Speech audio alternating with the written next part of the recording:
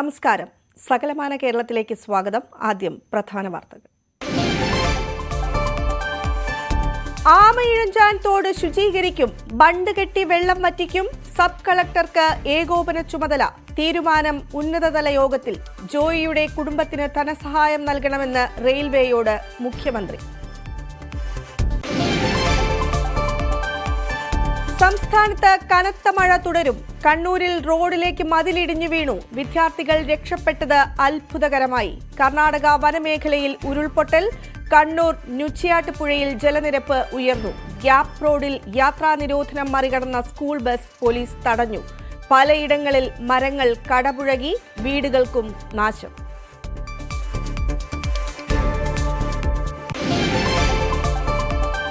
കോഴിക്കോട് കാതിയോട് തോട്ടിലേക്ക് രാസമാലിന്യം ഒഴുക്കി. മീനുകൾ ചത്തുപൊങ്ങി. പ്രദേശവാസികൾക്ക് ദേഹാസ്വാസ്ഥ്യം. കണ്ണൂർ കിണർവെള്ളം ഉപയോഗിക്കരുതെന്ന് മുന്നറിയിപ്പ്.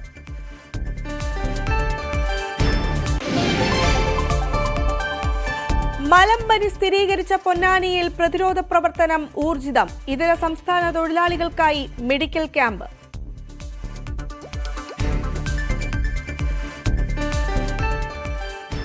വിശദമായ വാർത്തകളിലേക്ക്. കാസർഗോഡ് ശക്തമായ മഴ തുടരുകയാണ്. താഴ്ന്ന പ്രദേശങ്ങളെല്ലാം വെള്ളക്കെട്ടിലായി. പുഴകൾ കരകവിഞ്ഞൊഴുകുകയാണ്. വരും ദിവസങ്ങളിലും ശക്തമായ മഴ തുടരുമെന്നാണ് മുന്നറിയിപ്പ്.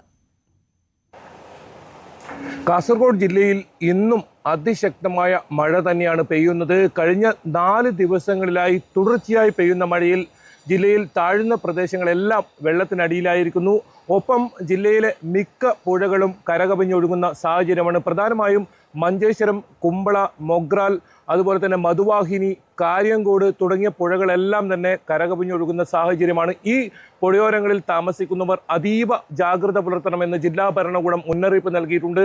എന്തായാലും കാസർഗോഡ് ജില്ലയിലെ മലയോര മേഖലകളിലും മണ്ണിടിച്ചൽ അതുപോലെ തന്നെ ഉരുൾപൊട്ടൽ ഭീഷണിയും നിലനിൽക്കുന്നുണ്ട്. അതുകൊണ്ട് ഈ മേഖലകളിലുള്ളവരും അതീവ ജാഗ്രത പുലർത്തണമെന്ന് ജില്ലാ ഭരണകൂടം മുന്നറിയിപ്പ് നൽകിയിട്ടുണ്ട്. എന്തായാലും കഴിഞ്ഞ ദിവസങ്ങളിൽ പെയ്ത മഴയിലും അതുപോലെ തന്നെ ശക്തമായി വീശിയടിച്ച കാറ്റിലും വ്യാപക നാശനഷ്ടമാണ് ജില്ലയിൽ റിപ്പോർട്ട് ചെയ്തത്. നിരവധി വീടുകൾ തകർന്നു വീഴുന്ന സാഹചര്യമുണ്ടായി. അതായത് മരങ്ങൾ കടപുഴകി വീടിന് മുകളിൽ വീണും മറ്റുമാണ് ഇത്തരത്തിൽ അപകടമുണ്ടായത്. ഏതായാലും ആളപായം ഒന്നും ഇതുവരെ റിപ്പോർട്ട് ചെയ്തിട്ടില്ല എന്നത് തന്നെയാണ് ഏറ്റവും വലിയ ആശ്വാസം. ദുരിതാശ്വാസ ക്യാമ്പുകൾ ഒരുക്കിയിട്ടുണ്ട്. എന്നാൽ ആരും തന്നെ ഈ ദുരിതാശ്വാസ ക്യാമ്പുകളിലേക്ക് മാറിയിട്ടില്ല. അതേസമയം പലരും ബന്ധു വീടുകളിലേക്കാണ് മാറിയിരിക്കുന്നത്.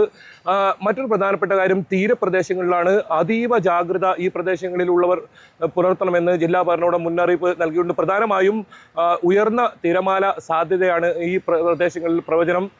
മാത്രമല്ല കള്ളക്കടൽ പോലുള്ള പ്രതിഭാസവും ഉണ്ടാകും. അതുകൊണ്ട് തന്നെ ഈ അപകട സാധ്യതയുള്ള പ്രദേശങ്ങളിൽ നിന്നും ആളുകൾ മാറി താമസിക്കണമെന്ന മുന്നറിയിപ്പ് ജില്ലാ ഭരണകൂടം നൽകിയിട്ടുണ്ട്. ഈ പ്രത്യേകിച്ച് കോട്ടിക്കുളം കടപ്പുറമൊക്കെ വലിയ കടലാക്രമണ ഭീഷണി നിലനിൽക്കുന്നു. നിരവധി വീടുകൾ കടലെടുത്ത പ്രദേശം കൂടിയാണിത്. അതുകൊണ്ട് തന്നെ നിരവധി വീടുകൾക്ക് ഇവിടെ ഇത്തരത്തിൽ ഭീഷണി നിലനിൽക്കുന്നുണ്ട്. ഈ മേഖലകളിലുള്ളവർക്കാണ് പ്രധാനമായും ഈ ബന്ധുവീടുകളിലേക്കോ അല്ലെങ്കിൽ ദുരിതാശ്വാസ ക്യാമ്പുകളിലൊക്കെ മാറി താമസിക്കണമെന്ന നിർദ്ദേശം നൽകിയിട്ടുണ്ട്. ഏതായാലും ജില്ലയിലെ വൈദ്യുതി ബന്ധം ഇപ്പോഴും താറുമാറായ സാഹചര്യം തന്നെയാണ്. കഴിഞ്ഞ ദിവസമാണ് ശക്തമായ കാറ്റിൽ നിരവധി ഇടങ്ങളിൽ ഇലക്ട്രിക് പോസ്റ്റ് നിലംപൊത്തുന്ന സാഹചര്യം ഉണ്ടായത്. ഇത് ഇപ്പോഴും പരിഹരിക്കപ്പെട്ടിട്ടില്ല. പല സ്ഥലങ്ങളും ഇപ്പോഴും ഇരുട്ടിൽ തന്നെയാണ്. എന്തായാലും അടിയന്തിരമായി ഇത്തരത്തിലുള്ള വൈദ്യുതി ബന്ധം പുനഃസ്ഥാപിക്കാനുള്ള നടപടി സ്വീകരിക്കണമെന്ന് ജില്ലാ കളക്ടർ വൈദ്യുതി വകുപ്പിനോട് ആവശ്യപ്പെട്ടിട്ടുണ്ട്. ഇതിനായി പ്രത്യേക സ്ക്വാഡിനെ നിയോഗിക്കാനും അദ്ദേഹം നിർദ്ദേശം നൽകിയിട്ടുണ്ട്. എന്തായാലും ജാഗ്രത പുലർത്തണമെന്ന് ജില്ലാ ഭരണകൂടത്തിന്റെ നിർദ്ദേശമുണ്ട്. ഒപ്പം നാളെയും അതിശക്തമായ മഴ ഉണ്ടാകും എന്ന് തന്നെയാണ് പ്രവചനം. അതുകൊണ്ട് തന്നെ അതീവ ജാഗ്രത പുലർത്തണമെന്ന മുന്നറിയിപ്പ് തന്നെയാണ് നൽകുന്നത്. കർണാടകയുടെ തീരപ്രദേശങ്ങളിലും ശക്തമായ മഴയാണ് ഇപ്പോഴും പെയ്തുകൊണ്ടിരിക്കുന്നത്. പ്രത്യേകിച്ച് കാറ്റിന് ശക്തമായി വീശി കാറ്റിന് സാധ്യത ഉണ്ടെന്ന മുന്നറിയിപ്പുണ്ട്. ഏതായാലും മംഗളൂരുവിൽ ഉൾപ്പെടെ പലയിടങ്ങളിലും വെള്ളം കയറിയ അവസ്ഥ തന്നെയാണ്. തീരപ്രദേശത്തുള്ളവർക്ക് അതീവ ജാഗ്രതാ നിർദ്ദേശം മംഗളൂരുവിലും നൽകിയിട്ടുണ്ട്. ശക്തമായി കാറ്റ് ഉണ്ടാകാൻ സാധ്യതയുണ്ട്. അതായത് മണിക്കൂറിൽ 55 കിലോമീറ്റർ വരെ വേഗതയിൽ കാറ്റ് വീശാൻ സാധ്യതയുണ്ടെന്നാണ് മുന്നറിയിപ്പ്. അതുകൊണ്ട് തന്നെ അതീവ ജാഗ്രതാ നിർദ്ദേശം തന്നെയാണ് ഈ പ്രദേശങ്ങളിലും നിലവിൽ നൽകിയിട്ടുള്ളത്. എന്തായാലും ഈ കഴിഞ്ഞ 4 ദിവസങ്ങളിലായി തുടർച്ചയായി മഴ പെയ്യുന്ന ഒരു സാഹചര്യം തന്നെയാണ് വടക്കൻ കേരളത്തിലും കാണാൻ സാധിക്കുന്നത്.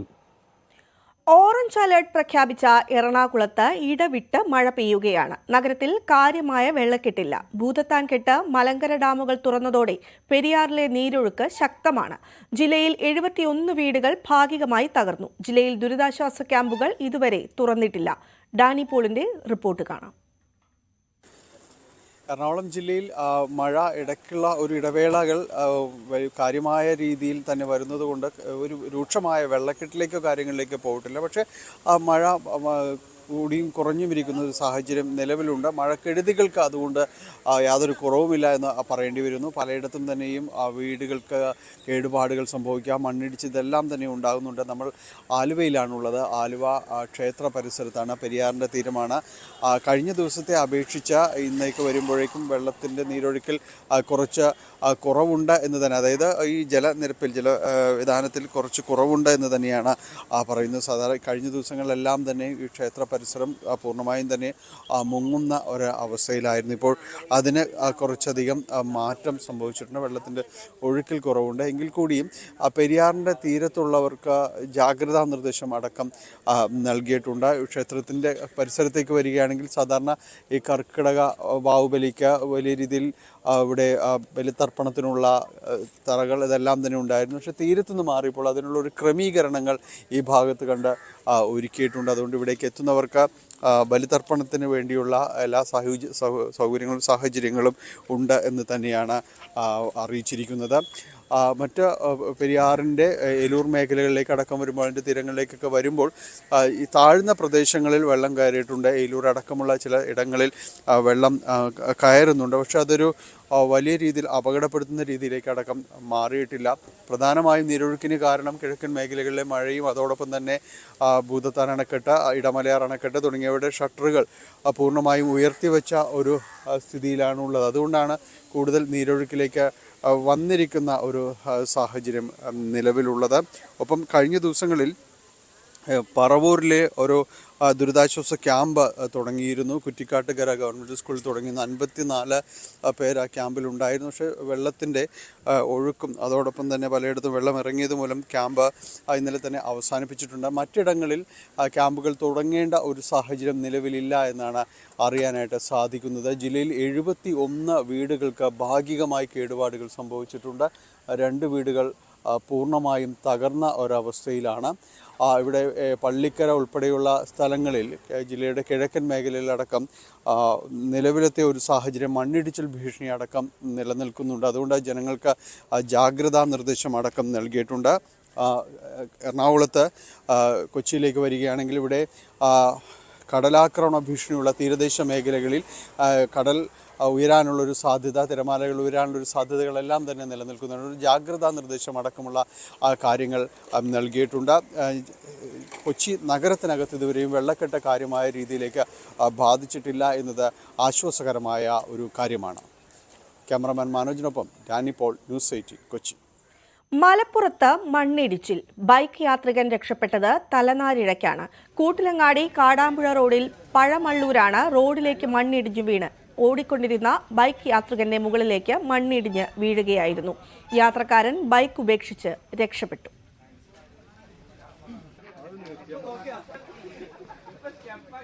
ശക്തമായ മഴയെ തുടർന്ന് കോഴിക്കോട് സംസ്ഥാന പാതയോരത്ത് കുന്നിടിച്ചിൽ.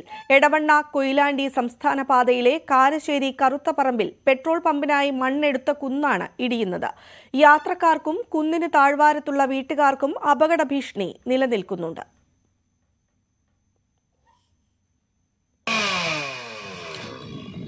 ഇടുക്കി അടിമാലി കുമളി ദേശീയപാതയിൽ കല്ലാർകുട്ടിക്ക് സമീപം മണ്ണിടിഞ്ഞ് ഗതാഗതം തടസ്സപ്പെട്ടു. മൺതിട്ടയിൽ നിന്ന മരവും വീണതോടെ 1 മണിക്കൂറിലധികം ഗതാഗത തടസ്സം ഉണ്ടായി. അടിമാലിയിൽ നിന്ന് ഫയർഫോഴ്സ് സംഘമെത്തി ഗതാഗതം പുനഃസ്ഥാപിക്കാനുള്ള ശ്രമം തുടരുകയാണ്.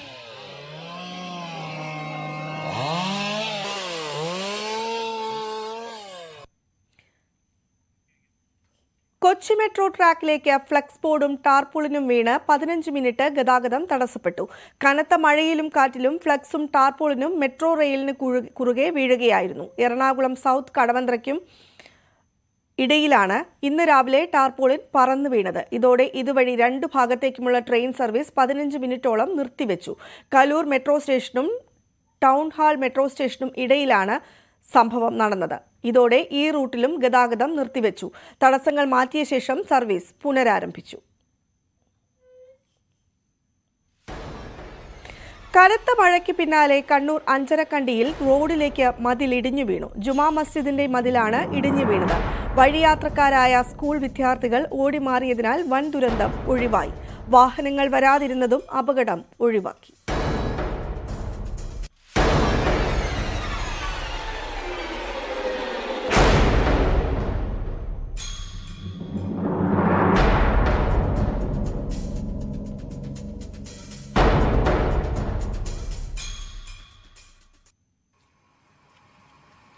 എറണാകുളം കോതമംഗലം പൂയംകുട്ടി പുഴയിലൂടെ ഒഴുകിയെത്തിയ കാട്ടാനയുടെ ജഡം കരയ്ക്കടുപ്പിച്ചു. പുഴയിലൂടെ ഒഴുകി വന്ന ആനയെ ബ്ലാവനക്കടവിൽ വെച്ചാണ് ആളുകൾ കാണുന്നത്.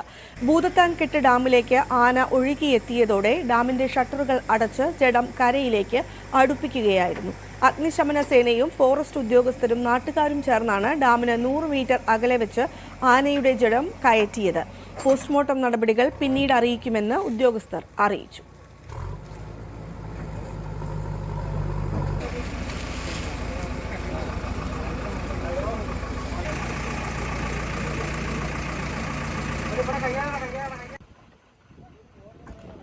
ഇടുക്കിയിൽ ഗ്യാപ് റോഡിലെ മണ്ണിടിച്ചിലിനെ തുടർന്ന് ഗതാഗത നിരോധനം മറികടന്നുപോയ സ്കൂൾ ബസ് തടഞ്ഞ് പോലീസ്. ഡ്രൈവർക്ക് താക്കീത് നൽകി. മേഖലയിൽ കർശന ജാഗ്രത പുലർത്താനും ദേവികുളം സബ് കളക്ടർ പോലീസിന് നിർദ്ദേശം നൽകി.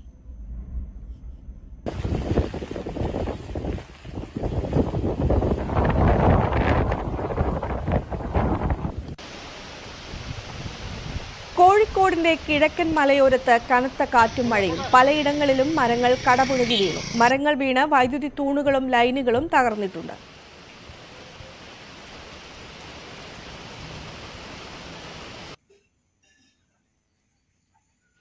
ശക്തമായ മഴയിൽ കോഴിക്കോട് കല്ലാച്ചിയിൽ വീട് തകർന്നു. ഗവൺമെന്റ് കമേഴ്ഷ്യൽ ഇൻസ്റ്റിറ്റ്യൂട്ട് പരിസരത്തെ കക്കൂഴിപ്പറമ്പത്ത് നാണുവിന്റെ വീടാണ് തകർന്നു വീണത്. ഇന്നലെ രാത്രി 11 മണിയോടെയാണ് അപകടമുണ്ടായത്. വീട് തകരുന്നത് ശ്രദ്ധയിൽപ്പെട്ട നാണുവിന്റെ മകൻ ബഹളം വയ്ക്കുകയും വീട്ടുകാരോട് ഇറങ്ങി ഓടാൻ ആവശ്യപ്പെടുകയുമായിരുന്നു.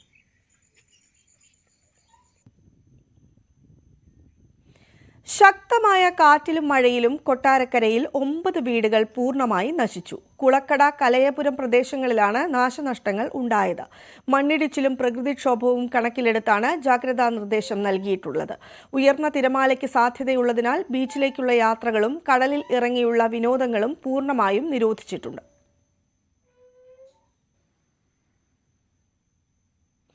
നിരോധിത പ്ലാസ്റ്റിക് ക്യാരി ബാഗുകളും ഉൽപ്പന്നങ്ങളും ഉപയോഗിക്കുന്നവർക്കെതിരെ കർശന നടപടി. ആമയിഴഞ്ചാൻ തോടിലെ മാലിന്യ പ്രശ്നവുമായി ബന്ധപ്പെട്ട് മുഖ്യമന്ത്രിയുടെ അധ്യക്ഷതയിൽ ചേർന്ന യോഗത്തിലാണ് തീരുമാനം. പൊതുനിരത്തിലും ജലാശയത്തിലും മാലിന്യം നിക്ഷേപിക്കുന്ന വാഹനങ്ങളുടെ രജിസ്ട്രേഷൻ റദ്ദാക്കും. ജോയിയുടെ അമ്മയ്ക്ക് ധനസഹായം നൽകണമെന്ന് റെയിൽവേയോട് മുഖ്യമന്ത്രി ആവശ്യപ്പെട്ടു. മേലധികാരികളോട് ചോദിച്ചിട്ട് മറുപടി നൽകാമെന്ന് DRM യോഗത്തിൽ വ്യക്തമാക്കി. തോട് ശുചീകരിക്കാൻ റെയിൽവേ സർക്കാരിനോട് സഹായം അഭ്യർത്ഥിച്ചു. റെയിൽവേ ടണലിലെ മാലിന്യ പ്രശ്നത്തിന് തർക്കം പരിഹരിക്കാനായിരുന്നു മുഖ്യമന്ത്രിയുടെ അധ്യക്ഷതയിൽ ഉന്നതതല യോഗം. ആമയിഴഞ്ചാൻ തോട് ഉൾപ്പെടെ നഗരത്തിലെ ചെറുതോടുകൾ പൂർണ്ണമായും ശുചീകരിക്കാൻ യോഗത്തിൽ തീരുമാനമായി. റെയിൽവേ ടണൽ ശുചീകരിക്കാൻ ബണ്ട് കെട്ടി വെള്ളം വറ്റിക്കാമെന്ന് റെയിൽവേ ഉറപ്പുകൊടുത്തു. കനാലിനുള്ളിലെ മാലിന്യ നീക്കത്തിന് ചുമതല ഇറിഗേഷൻ വകുപ്പ് ഏറ്റെടുക്കണമെന്നും ആവശ്യമുണ്ടായി. നഗരസഭ, റെയിൽവേ, മേജർ ഇറിഗേഷൻ വകുപ്പുകൾ സംയുക്തമായി മാലിന്യ നീക്ക നടപടികൾ ഏകോപിപ്പിക്കാനാണ് തീരുമാനം. ആമയിഴഞ്ചാന്റെ കരകളിൽ AI ക്യാമറകൾ സ്ഥാപിക്കും. പൊതുനിരത്തിലും ജലാശയങ്ങളിലും മാലിന്യം നിക്ഷേപിക്കുന്ന വാഹനങ്ങളുടെ രജിസ്ട്രേഷൻ റദ്ദാക്കും. എല്ലാ ദിവസവും ശാസ്ത്രീയമായി മാലിന്യ സംസ്കരണം നടക്കുന്നുണ്ട് എന്ന് ഉറപ്പുവരുത്താൻ റെയിൽവേക്ക് മുഖ്യമന്ത്രി നിർദ്ദേശം നൽകി. ട്രെയിനുകളിൽ നിന്ന് ശേഖരിക്കുന്ന മാലിന്യവും യഥാസമയം സംസ്കരിക്കണം. മാലിന്യ നീക്കത്തിന് റെയിൽവേ സർക്കാരിന്റെ പിന്തുണ തേടി. തോടിന്റെ ഇരുഭാഗത്തെയും ഫെൻസിംഗിന്റെ അറ്റകുറ്റപ്പണി ഉടൻ ആരംഭിക്കും. 2000 മീറ്ററിൽ പുതുതായി വേലി സ്ഥാപിക്കും. രാജാജിനഗറിലെ ഖരമാലിന്യ സംസ്കാരത്തിലുള്ള പദ്ധതിയും ഉടൻ ആരംഭിക്കും. KSRTC ഡിപ്പോയിൽ നിന്നുള്ള മാലിന്യങ്ങൾ ആമയിഴഞ്ചാൻ തോട്ടിലേക്ക് തള്ളുന്നത് അവസാനിപ്പിക്കും. ആമയിഴഞ്ചാൻ തോട്ടിലേക്ക് മാലിന്യങ്ങൾ കൊണ്ട് തള്ളുന്നത് തടയാൻ പോലീസും ശക്തമായി ഇടപെടണമെന്ന് മുഖ്യമന്ത്രി ആവശ്യപ്പെട്ടു. ഇതിന് പലപ്പോഴും ഗുണ്ടാസംഘങ്ങളുടെ പിന്തുണയുണ്ട്. അതുകൊണ്ടാണ് പോലീസിന്റെ ഇടപെടൽ മുഖ്യമന്ത്രി ആവശ്യപ്പെട്ടത്. ജോയിയുടെ അമ്മയ്ക്ക് സാമ്പത്തിക സഹായം നൽകുന്ന കാര്യത്തിൽ മേലധികാരികളോട് ചോദിച്ചിട്ട് തീരുമാനമറിയിക്കാമെന്ന് റെയിൽവേ ഡിവിഷണൽ മാനേജർ മുഖ്യമന്ത്രിക്ക് മറുപടി നൽകി. ന്യൂസ് 18 തിരുവനന്തപുരം. ആമയിഴഞ്ചാൻ തോട്ടിൽ ജോയിക്കായുള്ള രക്ഷാപ്രവർത്തനത്തിൽ പങ്കെടുത്ത അഗ്നിശമന സേനാംഗങ്ങൾക്ക് ആദരം.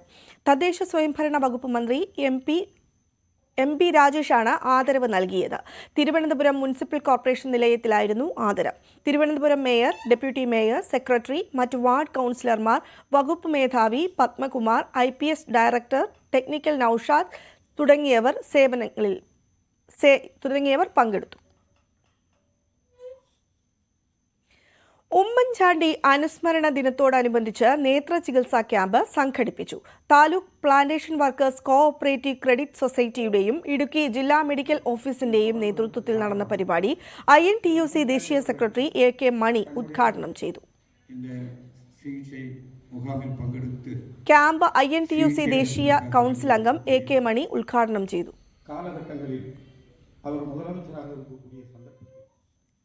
മലമ്പനി റിപ്പോർട്ട് ചെയ്ത മലപ്പുറം പൊന്നാനിയിൽ പ്രതിരോധ പ്രവർത്തനങ്ങൾ ഊർജിതം. ഇതര സംസ്ഥാന തൊഴിലാളികൾക്കായി പ്രത്യേക രക്തപരിശോധനാ ക്യാമ്പുകൾ, ശുചീകരണ പ്രവർത്തനങ്ങൾ എന്നിവ തുടരുകയാണ്. കണ്ണൂർ പയ്യന്നൂരിൽ വാഹനമോഷ്ടാവ് പിടിയിൽ. പെരിങ്ങോം കോരങ്ങാട് സ്വദേശി ഫാസിലിനെയാണ് പയ്യന്നൂർ പോലീസ് പിടികൂടിയത്. കഴിഞ്ഞ ഫെബ്രുവരിയിൽ പയ്യന്നൂർ ഖാദി ബോർഡ് കോമ്പൗണ്ടിന് സമീപം നിർത്തിയിട്ട ആക്ടീവ സ്കൂട്ടർ മോഷ്ടിച്ചത് ഇയാളാണെന്ന് പോലീസ് പറയുന്നു.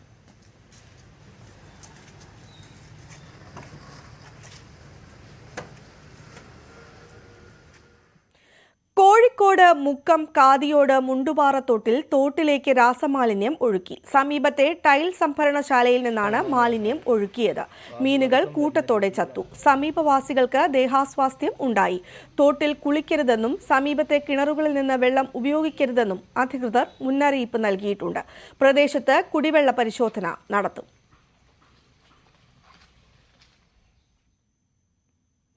എറണാകുളം തൃപ്പൂണിത്തുറയിൽ KSRTC ഡ്രൈവർക്ക് മർദ്ദനം. വാഹനം മാറ്റാൻ ഹോൺ മുഴക്കിയത് ചോദ്യം ചെയ്തായിരുന്നു കാർ ഡ്രൈവറുടെ മർദ്ദനം. തലയ്ക്കും കൈക്കും പരുക്കേറ്റ ഡ്രൈവർ സുബൈർ ആശുപത്രിയിൽ ചികിത്സയിലാണ്. എറണാകുളം ഡിപ്പോയിലെ ഡ്രൈവറാണ് സുബൈർ. രാവിലെ 7:30ഓടെയായിരുന്നു സംഭവം. തൃപ്പൂണിത്തുറ പോലീസ് അന്വേഷണം ആരംഭിച്ചു. കോഴിക്കോട് കൊയിലാണ്ടി കുന്നോറമലയിൽ മണ്ണിടിച്ചിൽ ഭീഷണി. മലയുടെ ഇരുഭാഗത്തുമുള്ള 50ഓളം കുടുംബങ്ങളാണ് അപകട ഭീതിയിലുള്ളത്. ദേശീയപാത നിർമ്മാണത്തിന്റെ ഭാഗമായി നന്ദി ചെങ്ങോട്ടുകാവ് ബൈപ്പാസ് കടന്നുപോകുന്ന സ്ഥലമാണ് ഇത്.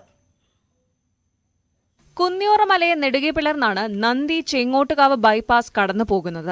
നിർമ്മാണ പ്രവൃത്തിക്കിടെ പലതവണ കുന്നിടിച്ചിലുണ്ടായി. ജില്ലാ കളക്ടർ ഇടപെട്ട് ദേശീയപാത അധികൃതരോട് പ്രവൃത്തി നിർത്തിവെക്കാനും ഉന്നത സംഘത്തെ പഠനത്തിനായും നിയോഗിക്കുകയും ചെയ്തു. വിദഗ്ധരുടെ മേൽനോട്ടത്തിൽ വീണ്ടും നിർമ്മാണം ആരംഭിച്ചപ്പോഴും ഉയർന്ന ഭാഗങ്ങളിലെ മണ്ണിടിയാൻ തുടങ്ങി. ഭയങ്കര മണ്ണിടിഞ്ഞ് ഇതാകുന്നതിനെ കൊണ്ട് ഉറങ്ങലൊന്നുമില്ല. രാത്രി പേടിയാണ്. ഇവിടെ ഇരുടാണ്.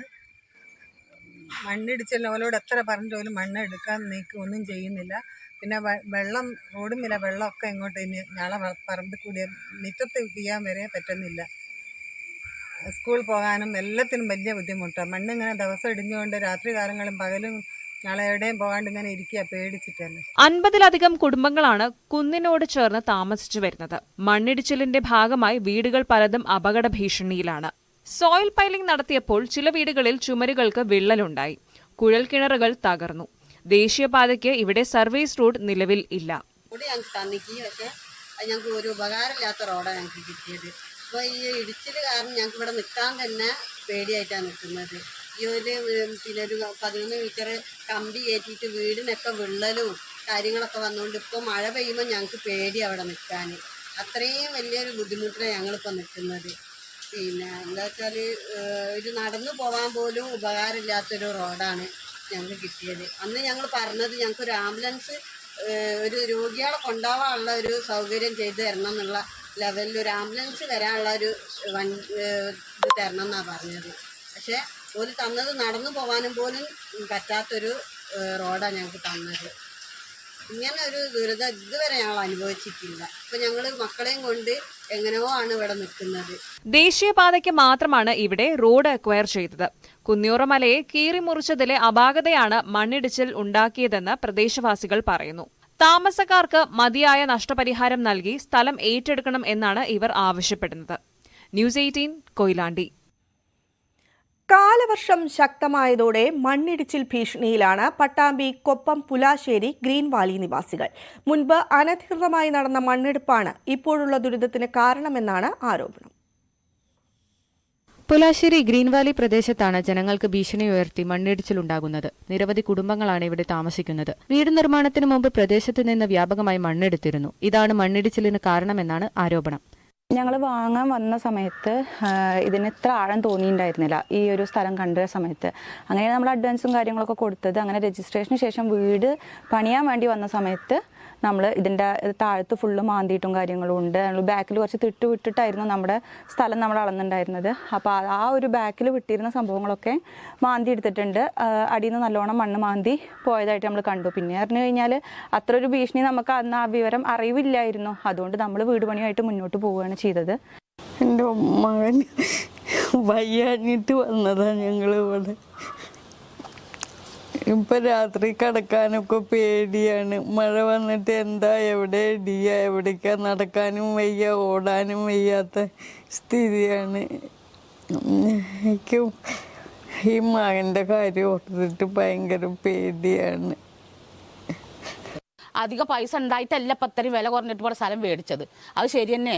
പക്ഷേ ഇങ്ങനെ സംഭവിച്ചത് അവർ മണ്ണ് മാന്തിയിട്ട്. എന്നാൽ 10 വർഷം പ്രളയം ഉണ്ടായിട്ട് എന്താണ് ഇതുവരെ പിന്നെ ഇത് മണ്ണിടിഞ്ഞിട്ടില്ലല്ലോ. ഇവർ 10 വർഷമായാലും വീട് കയറ്റി എടുക്കണത്. അവർ പറഞ്ഞു 2015 ഞങ്ങൾ വീട് കയറ്റിക്കണതെന്ന് അവർ പറയുന്നുണ്ട്.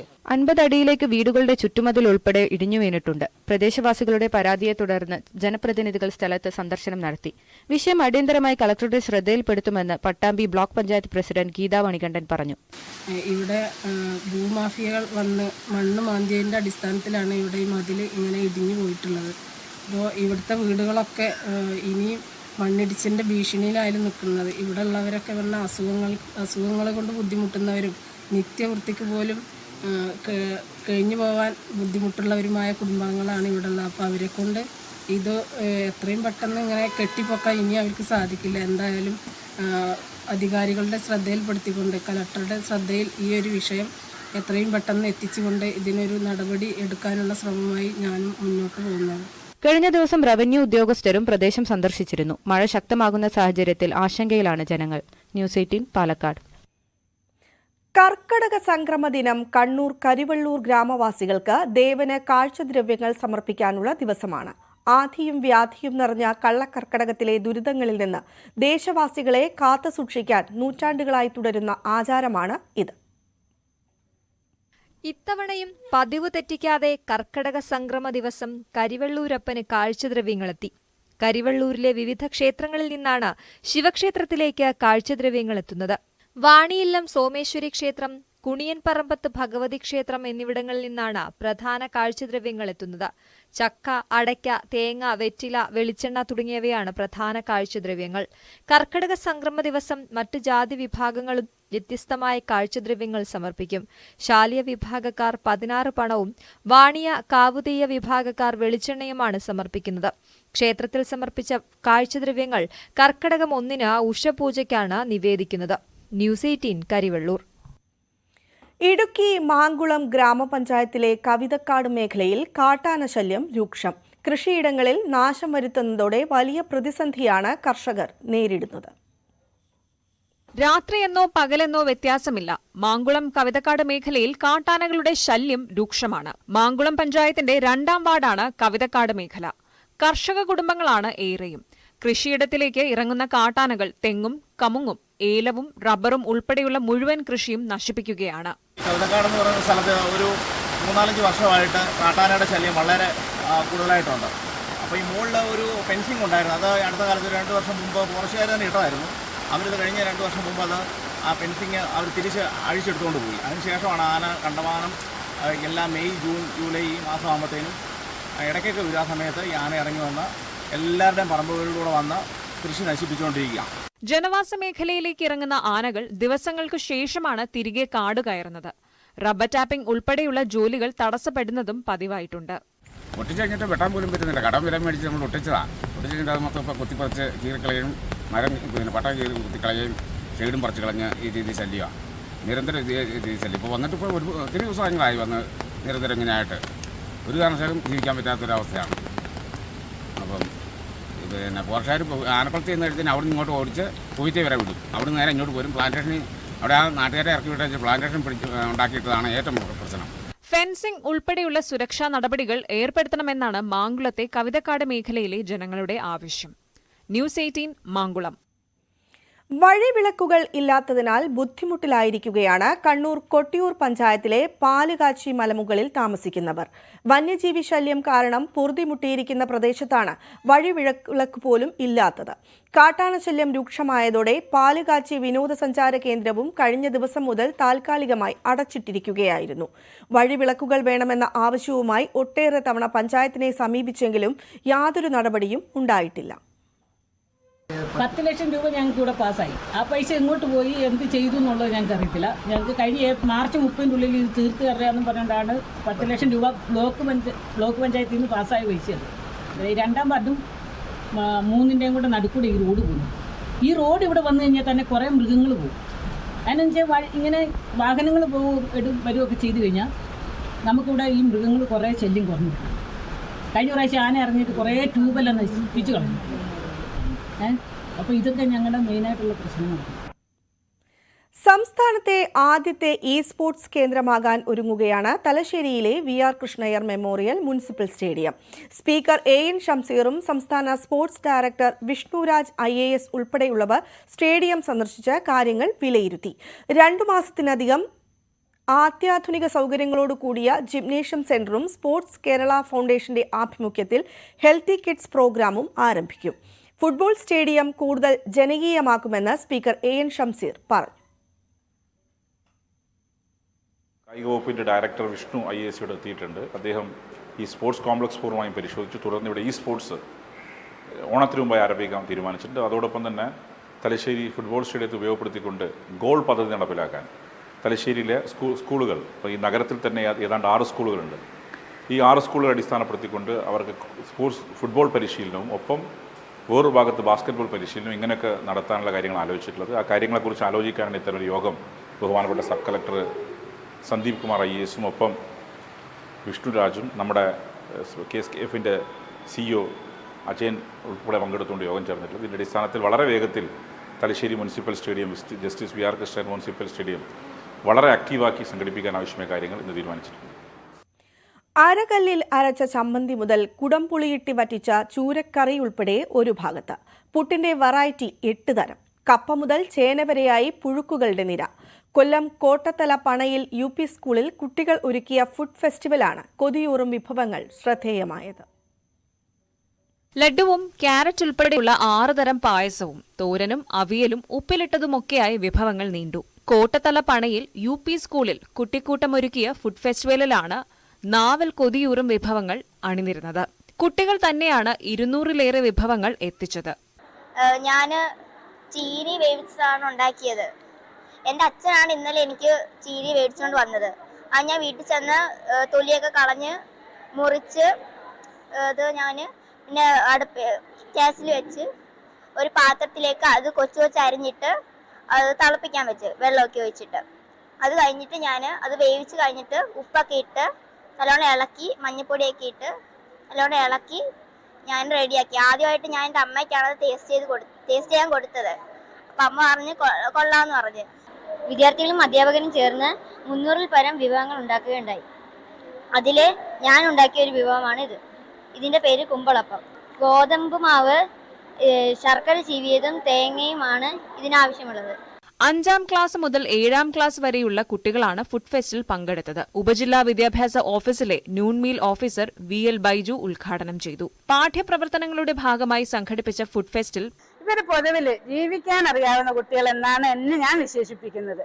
കുഞ്ഞു കുട്ടികൾ മുതൽ ഒരു 7ാം ക്ലാസ് വരെ ഉള്ള അവര് വരെ പരസ്പര സഹകരണ മനോഭാവം, സ്നേഹം, പരസ്പരം ഷെയർ ചെയ്ത് ചെയ്യാനുള്ളത്, സുഖങ്ങളും ദുഃഖങ്ങളും ഒക്കെ അവർ ഷെയർ ചെയ്യാറുണ്ട്.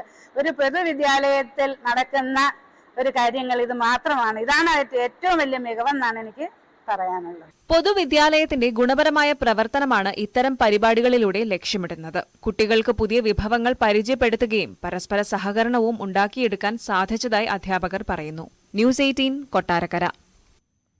ഇനി സ്വർണം വെള്ളി നിരക്കുകൾ നോക്കാം. കവിത ഗോൾഡ് ആൻഡ് ഡയമണ്ട്സ് ഇന്നത്തെ സ്വർണം വെള്ളി നിരക്കുകൾ നിങ്ങൾക്കായി സമർപ്പിക്കുന്നത് wedding collections from Kavitha gold and diamonds. സ്വർണം 22 കാരറ്റിന് ഗ്രാമിന് 6825 രൂപ, പവന് 54,600. സ്വർണം 18 കാരറ്റിന് ഗ്രാമിന് 5700, പവന് 45,600 രൂപ. വെള്ളി ഗ്രാമിന് 98, കിലോയ്ക്ക് 98,000. കവിത ഗോൾഡ് ആൻഡ് ഡയമണ്ട്സ് ഇന്നത്തെ സ്വർണം വെള്ളി നിരക്കുകൾ നിങ്ങൾക്കായി സമർപ്പിക്കുന്നത് wedding collections from Kavitha gold and diamonds. ഇന്നത്തെ സകലമാന കേരളം പൂർണ്ണമാവുകയാണ്. നമസ്കാരം.